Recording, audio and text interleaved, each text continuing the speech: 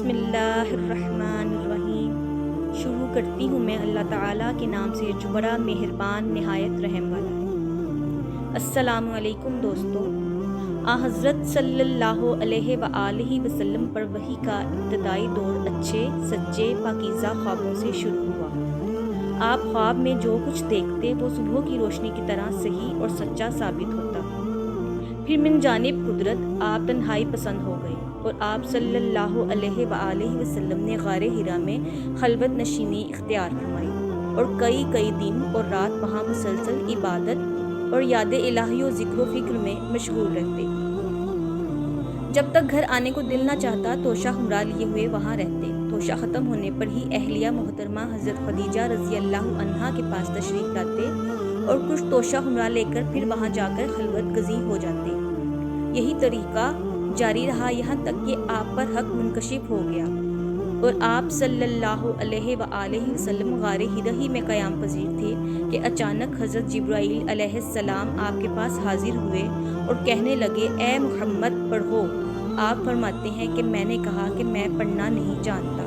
आप सल्लल्लाहु अलैहि वसल्लम फरमाते हैं कि फ़रिश्ते ने मुझे पकड़कर इतने ज़ोर से खींचा कि मेरी ताकत जवाब दे गई। फिर मुझे छोड़कर कहा, पढ़ो। मैंने फिर वही जवाब दिया कि मैं पढ़ा हुआ नहीं हूँ।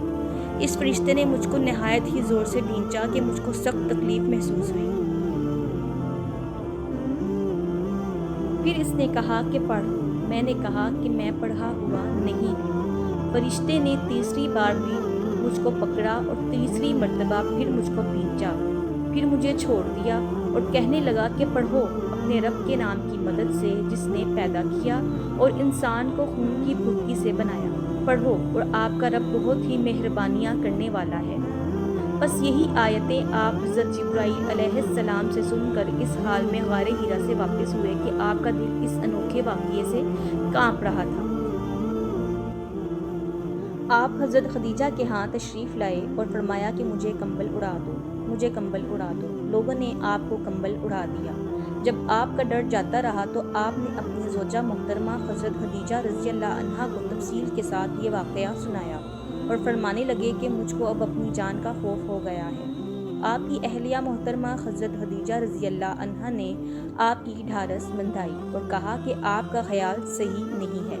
खुदा की कसम आपको अल्लाह कभी रसवा नहीं करेगा। आप तो इहलाके फाजला के मालिक हैं। आप तो कुंबा परवर हैं। बेकसों का बोझ अपने सर पर रख लेते हैं। मुफलिसों के लिए आप कमाते हैं। मेहमान नवाजी में आप बेमिसाल हैं और मुश्किल वक्त में आप अमरे हक का साथ देते हैं। ऐसे औसाफ़े हसना वाला इंसान यूँ बेवक़्त ज़लीलो ख्वारी के मौत नहीं पा सकता। फिर मज़ीद तसल्ली के लिए हज़रत खदीजा रज़ी अल्लाह अन्हा आप सल्लल्लाहु अलैहि वसल्लम को वर्का बिन नौफल के पास ले गईं, जो इनके चचा ज़ाद भाई थे और ज़माना जाहिलियत में नसरानी मज़हब इख्तियार कर चुके थे और इब्रानी ज़बान के कातिब थे। चुनाचा इंजील को भी हस्बे मंशाए खुदाबंदी इब्रानी ज़बान में लिखा करते थे। इंजील सरयानी ज़बान में नाजिल हुई थी, फिर इसका तर्जुमा इब्रानी ज़बान में हुआ। वर्का इसी को लिखते थे। वो बहुत बुरे हो गए थे, यहाँ तक कि इनके बेनाई भी रुखसत हो चुकी थी। हज़रत खदीजा ने इनके सामने आपके हालात बयान किए और कहा कि ए चचा ज़ाद भाई, अपने भतीजे मोहम्मद सल्लल्लाहु अलैहि वसल्लम की ज़ुबानी ज़रा इनकी कैफियत सुन लीजिए। वो बोले कि भतीजे, आपने जो कुछ देखा है इसकी तफसील सुनाओ।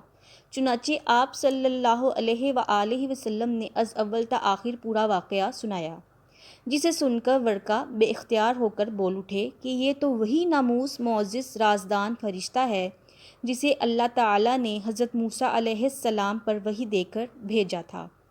काश मैं आपके इस अहद नबूवत के शुरू होने पर जवान उम्र होता। काश मैं इस वक्त तक ज़िंदा रहता जबकि आपकी कौम आपको इस शहर से निकाल देगी। रसूल अकरम सल्लल्लाहु अलैहि वसल्लम ने ये सुनकर ताजुब से पूछा कि क्या वो लोग मुझको निकाल देंगे, हालांकि मैं तो इनमें सादिक व अमीन व मकबूल हूँ। वर्का बोला, हाँ ये सब कुछ सच है, मगर जो शख्स भी आपकी तरह अमरे हक लेकर आया लोग इसके दुश्मन ही हो गए हैं। अगर मुझे आपकी नबूवत का वो ज़माना मिल जाए तो मैं आपकी पूरी मदद करूँगा। मगर वर्का कुछ दिनों के बाद इंतकाल कर गए। फिर कुछ अरसा तक वही की आमद मौकूफ़ रही।